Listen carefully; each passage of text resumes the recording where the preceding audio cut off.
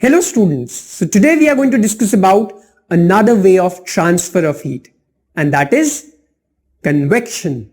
But before we proceed further, let us just recall what we've studied in our previous module.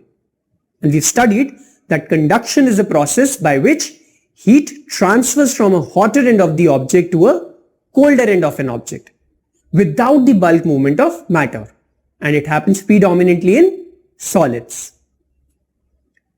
So we've also studied that why does conduction of heat takes place mostly in solids, and the reason for it was because in solids the ions or molecules, they are closely packed. Thus, when a solid material such as this metallic rod, when it is heated, then the ions and molecules, they start to vibrate vigorously, and they also collide with their neighboring ions or atoms. And then they also make them to vibrate more vigorously. Thus, in this way, the energy is conducted through the solids. Now, you also know that in molecules, the molecules which are there in liquid, just like this, they're bound by weaker intermolecular forces of attraction. So they're not very strong, they're weaker. And so they're able to move about freely in the liquid like this. But students, if heat transfer or if the heat transmission via conduction, if it requires the molecules to be closely packed together, then the question is, how does the transfer of heat takes place? Through liquids, or for that matter through gases. Now if we visualize the liquid or the gas, then you can see that in liquids such as water, the molecules, they're not very closely packed, and the intermolecular space is much more as compared to the solids. Now while in the gases such as air, the molecules are very far apart from each other. And so in these substances, the molecular collisions, they do not happen, or they cannot happen as effectively as was the case of solids. So how does heat transfer takes place in these two substances, in the solids and in the liquids and the gases? Okay, so let us find out by carrying out a simple activity. And for this activity, we require this experimental setup, a round bottom flask which is filled with water, and it is placed on a tripod stand. Now, a crystal of potassium permanganate will be placed at the bottom of the flask gently by using a straw. So here's the straw, and I'm going to add potassium permanganate crystal to the bottom of the flask just like this. So we can add one more. Okay. And now I'm going to heat this water by placing the candle below the flask. Just like this.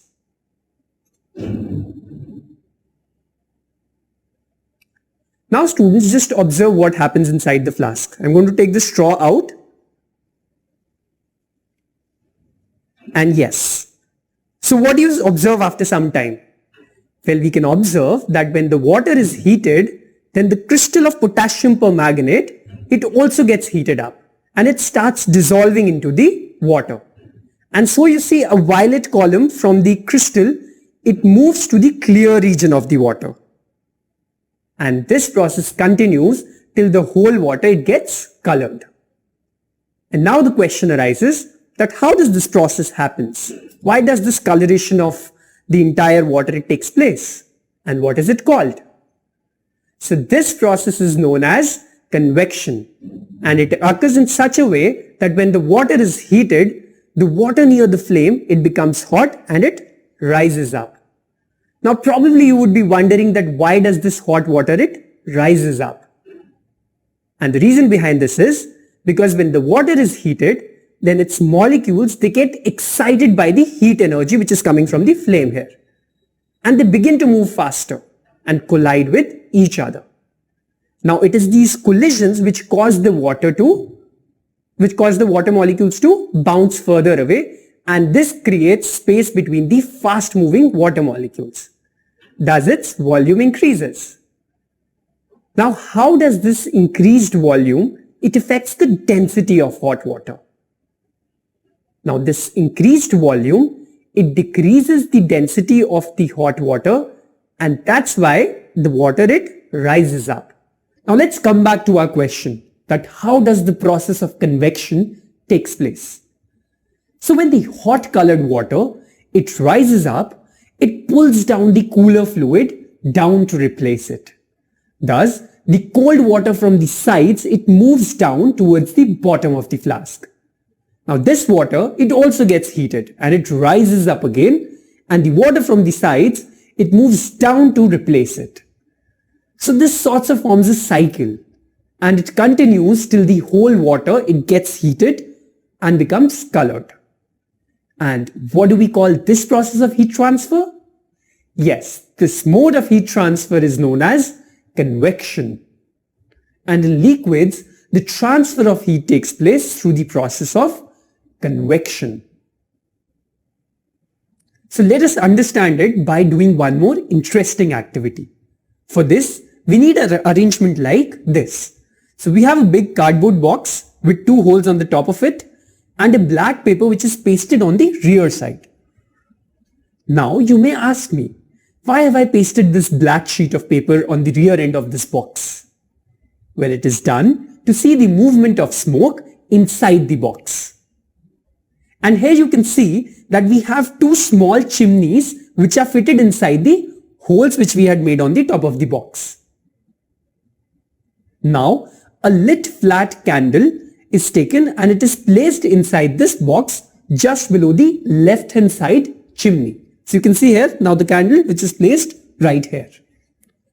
And now it is time to observe the direction of air. And how would we do that?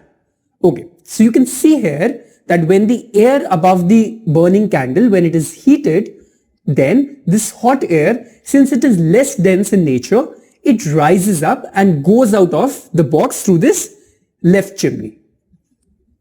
Now as the hot air, it leaves the box through the left chimney, it draws in cooler air from the right hand side of the chimneys.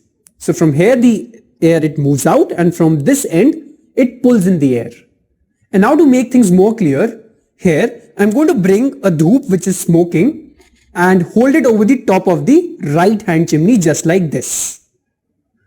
So as the hot air above the lighted candle, it goes up, it causes the smoke from this dhoop, which is comparatively cooler than the air above the lighted candle, to be pulled inside this box. So you can see that this smoke, it gets pulled inside this box. And now you can see clearly the swirling clouds of smoke going out, going inside the box through the right hand of the chimney and coming out from the left hand side of this chimney, as you can see here. So you can see these smoke clouds coming out from this end of the chimney. Now the role of the smoke is to show how heat is transferred through the gases. You see air is a gas, right? Exactly. So since air is a mixture of gases, so we can clearly demonstrate that how heat flows through the gases here. And now what do we call this process? Well, this mode of heat transfer in air, it is known as convection. And in this process, heat transfer takes place by mass motion of air, when the heated air is caused to move away from the source of heat, carrying energy with it. So this is how the transfer of heat takes place via convection in case of gases. Hello students. Now that we have understood the basic concepts of heat, today we are going to understand the difference between hot objects and cold objects. And before we discuss how the heat and temperature they are measured, we should try to understand the difference between the hot and the cold objects. And that's because till now we don't have any picture to visualize as to how a hot object differs from a cold object. So let us understand this concept by taking a very simple example. So here you can see we have hot coffee and cold coffee. And now we cannot know the difference between the two just by looking at them. And we've learned in the previous modules that we can get to know about their hotness or coldness by touching them. And remember that hot and cold, they are very subjective terms, which means that these can vary from an object to another object, that is with reference to different objects. And now, if we see these objects at the molecular level, then you would come to know that both these objects, the hot object and the cold one, they're made up of small particles called molecules. And now my question rises that how does this hot object, it differs from the cold one at the molecular level? Well, if you visualize what's going on inside the hot object, then you can see here that these molecules, they seem to be in a very active state, vibrating very violently, moving here and there and colliding with other atoms and molecules as well as with the walls of the container. Or in simple words, we say that the molecules of hot objects, they possess large amount of energy. And now when you visualize this cold object, then you can see here that the molecules, they're much more relaxed. They're vibrating very slowly, moving in a very slow motion, but haphazardly. And then they're colliding with the molecules and the walls of the container. Or if I was to put it simply, these molecules, they have less energy as compared to those of the hot object. Now we cannot estimate much about the movement of the molecules if we just touch each of these objects. Because while touching, the only information that we get is that this object is hot, while this object it is cold. But now you all can see that how the hot object, it is different from the cold object if we take a look at its molecular structure. Now as hot object, it is linked with rigorous movement or the vigorous movement of the molecules. This cold object, it is linked with the slow movement of the molecules. Now what is going to happen if we mix these two liquids? And so you can see here that when a hot object, it comes in contact with a cold object, then the faster moving molecules from the hot region, they bump into the slow moving molecules of the colder one. And as a result, the energy is transferred from the high energy molecules to the low energy molecules. And we call this energy associated with molecules as heat energy. Now students, mind my words. I am saying heat energy. So what do we mean by this term energy? Are we referring to energy as something that we get from energy drinks like Glucon-D? Or okay, tell me, what happens when we come back home after playing for some time? Don't we say that, oh, I'm so tired and I have no energy left in my body? So what is this energy? Well, students, if I was to put it simply, energy is nothing more than the capacity to do work. Now students, mind my words. I'm saying heat energy, and energy is the capacity to do work. And now the question that you might all be asking is that why am I saying heat as energy? Well students, always remember that heat is not a thing or a substance that an object can contain. So heat is the total energy of the molecular motion in a substance. And it is the energy which gets transferred from a hot object to a cold object. And when this movement happens, it causes the molecules of the cold object to speed up and the molecules of the hot object to slow down. Also, when I say that heat is energy, what I mean is that heat has the capacity to do work. And now what kind of work will heat do? So heat is used in generating electricity in thermal power plants.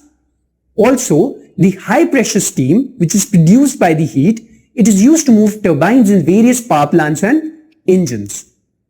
And in fact, heat is the energy which gets transferred from one system to another as a result of thermal interactions. Now this concept can be easily relatable or understood through a game of billiards, wherein you see a similar transfer of energy taking place.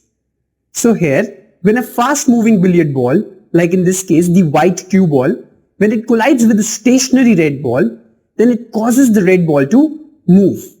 And that is happening because of transfer of energy. And when this transfer of energy occurs, the stationary red ball, it starts to move or it speeds up, while the white ball or the cue ball, it slows down.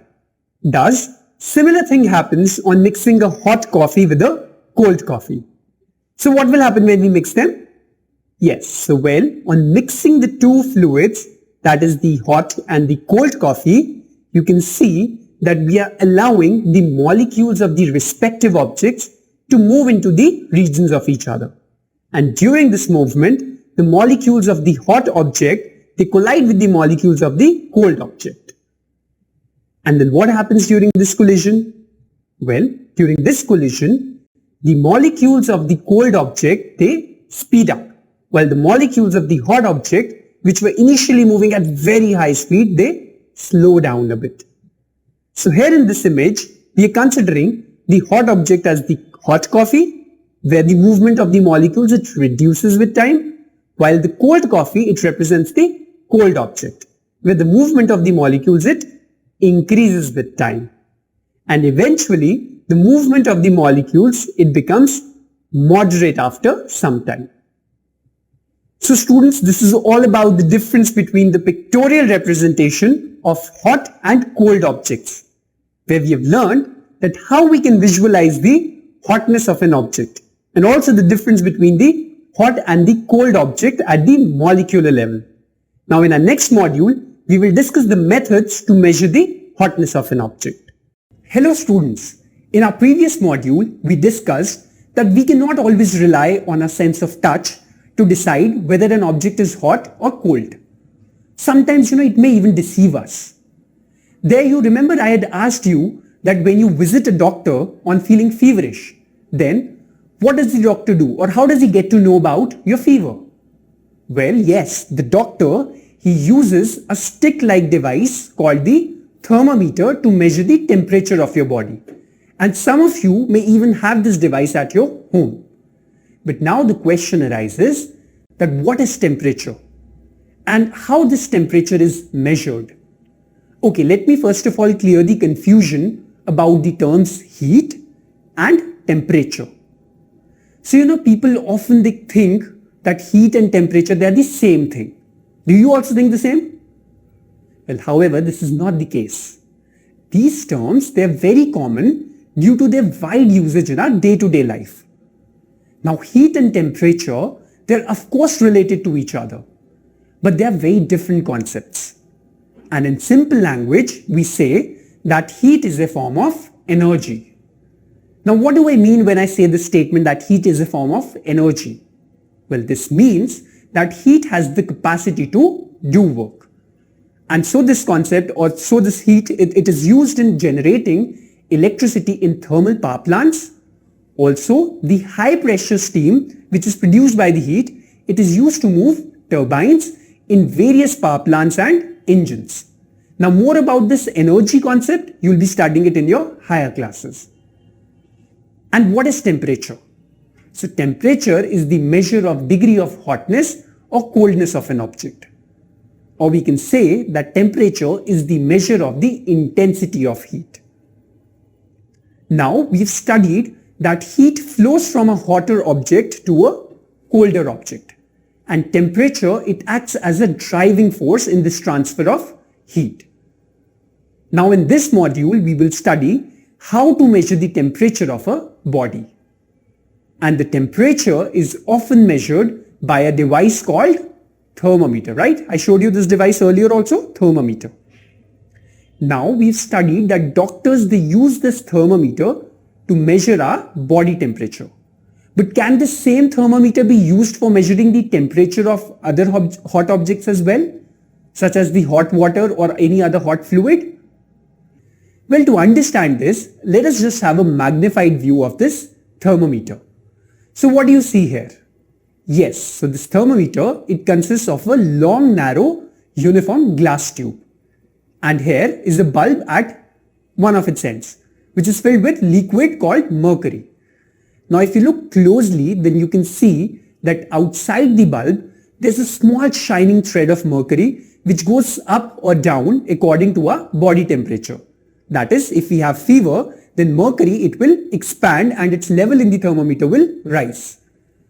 Now the scale on the thermometer is marked from 94 degree Fahrenheit to 108 degree Fahrenheit, or from 35 degrees Celsius to 42 degrees Celsius. So when our body temperature is normal, the thermometer will show 98.6 degree Fahrenheit or 37 degrees Celsius. The normal body temperature is shown by a red arrow at 98.6 degree Fahrenheit or 37 degrees Celsius.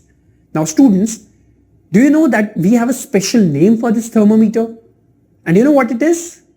Yes, so this thermometer is known as a clinical thermometer.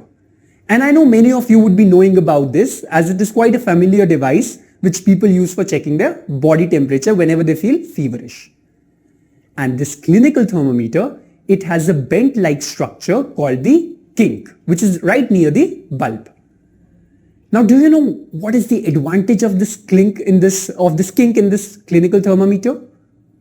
Well, the kink, it prevents the mercury level from falling off its own, and due to this reason, mercury, it does not fall in a clinical thermometer when it is taken out of the mouth.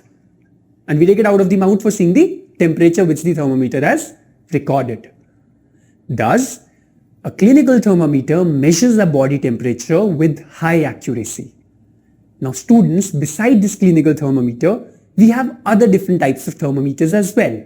But here, we will study only two types of thermometers. So one is the clinical thermometer, about which we have been studying so far in this module, and another one is the laboratory thermometer.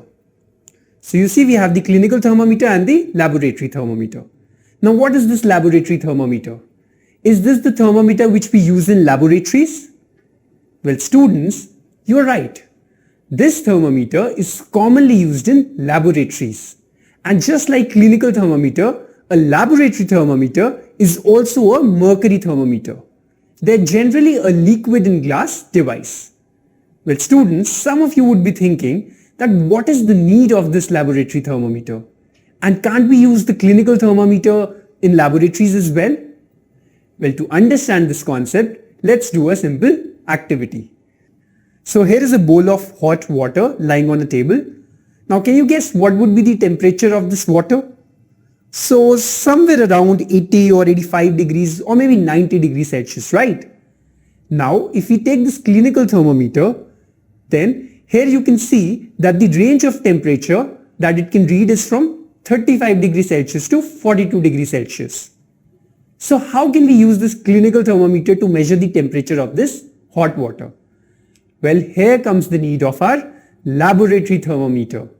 Thus, a laboratory thermometer is required to measure the temperature of hot liquids or hot fluids.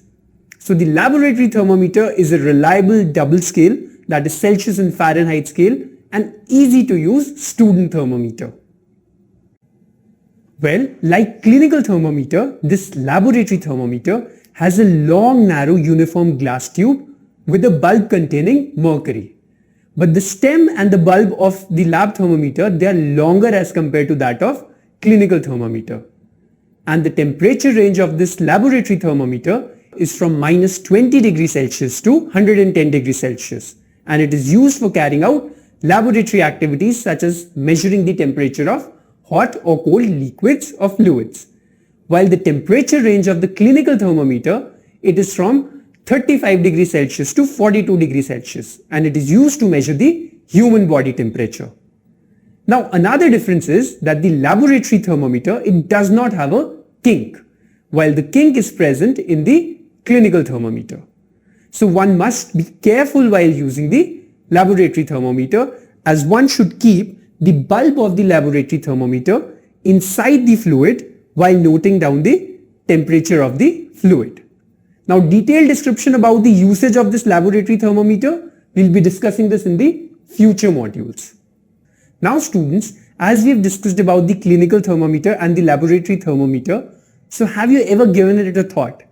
Why does the bulb of these two thermometers contains only mercury and not any other liquids such as water? Well, it is so because mercury has a lot of advantages over water. So firstly, mercury exists in liquid state at room temperature, and its unique property is that it is sensitive to even the slightest change in temperature, which does not happen if water is used in these thermometers. Now secondly, mercury has a large range of temperature compared to water. So the freezing point of mercury is minus 38.83 degrees Celsius, while its boiling point is 356.73 degrees Celsius, while the range of water is between 0 degrees Celsius and 100 degrees Celsius. Therefore, mercury provides better temperature reading capacity as compared to water. Also, mercury thermometers are suitable for higher temperatures. Now, mercury's silver appearance makes it easy to read the temperatures at just a glance. Moreover, mercury does not stick to the walls of the glass tube, so it can move freely inside the capillary glass tube, while water, it sticks to the glass because of adhesion. Now also, expansion of mercury is uniform along the whole range of temperature, so it gives us the correct temperature. So these are the reasons why mercury is preferred in thermometers over water. So this is all about this module, where we have discussed about the devices which helps us in measuring the temperature. Now in our next module, we will learn how to read a laboratory thermometer in determining the temperature of hot or cold objects. Hello students, so today we are going to learn as to how we can read a clinical thermometer. Now before that, let us first try to understand the working principle of a clinical thermometer. Now the clinical thermometer, which is also known as liquid in glass thermometer, it works on the principle that the liquid, it expands as the temperature increases and it contracts as the temperature decreases. So here we have a clinical thermometer and you can see that there are certain divisions which are marked on it. And these divisions, they are represented by certain big lines and certain small lines. Now here you can see that in between these two big lines there are 10 divisions which are shown by small lines. So now the temperature difference indicated between two bigger lines or two bigger marks, it is 10 degrees Celsius. Well, this big mark, it reads 35 degrees Celsius. And then there are 10 divisions between 35 degrees Celsius and the next big mark which reads 36 degrees Celsius. So how much can a small division on this thermometer read? Well, yes, you are correct. One small division, it reads 1/10 of degree Celsius, that is 0.1 degree Celsius. So if the mercury level is at this point, then what will be the reading of the thermometer? Well, if you carefully observe, then you will notice that the shining thread of the mercury, it is visible at 37.5 degrees Celsius. And so the reading of the thermometer will be 37.5 degrees Celsius. Now how should you use a clinical thermometer to measure the temperature of a body? So before using this thermometer to measure one's temperature, you should wash it preferably with an antiseptic solution or simply wash it with water. And that's because you have to avoid any chances of infections. Now hold it firmly, keeping the bulb downwards. And then you give a few jerks to it so that the mercury level, it falls below 35 degrees Celsius. Now students, you should handle this thermometer with utmost care, because if it falls down and if it breaks, then the mercury filled in it, it may even come out. And you all know that mercury is a very poisonous substance and it is very difficult to dispose of. So you should handle the thermometer with utmost care. And students, do not hold the thermometer by the bulb while giving it jerks or while reading it, as it is this bulb which contains mercury whose level has to be recorded. Now after giving it a few jerks to this thermometer, let's just check the mercury level, and if you carefully observe, so you can see here that this mercury level is now below 35 degrees Celsius. Now place the bulb of this thermometer under your tongue or under your armpit like this. And after some time, maybe about a minute after this, it is taken out and the reading, it is noted by keeping the level of mercury right in the line of sight like this. So how much temperature is recorded by this thermometer? Can you see here any reading? Well, just see the zoomed view of this thermometer, and here you can see that the level of mercury, it reaches to 37 degrees Celsius, which was earlier below 35 degrees Celsius. So what do you infer? Well, we can infer that the temperature of the body, it comes out to be around 37 degrees Celsius. Now students, always keep this thing in mind that 37 degrees Celsius, it is the normal temperature of a human body. So I'm perfectly normal right now. And what do I mean by this normal temperature? Well, the normal temperature is the average body temperature of a large number of healthy individuals. So it is not necessary that your body temperature always has to come to 37 degrees Celsius, as it could be slightly higher or lower. And that's due to maybe an instrumental error, or it could be due to any other reason as well. So this is how we can read a clinical thermometer and record our body temperature based on the readings from the thermometer, right? Now, after learning each and every step, one thing that you all must be wondering is that why do we, and even the doctors, they always place the thermometer either under your tongue or under your armpits, like I did it earlier. Now, why we cannot keep it onto any other body part? What do you think would be the reason behind this? Like, can't we measure our body temperature by simply placing this thermometer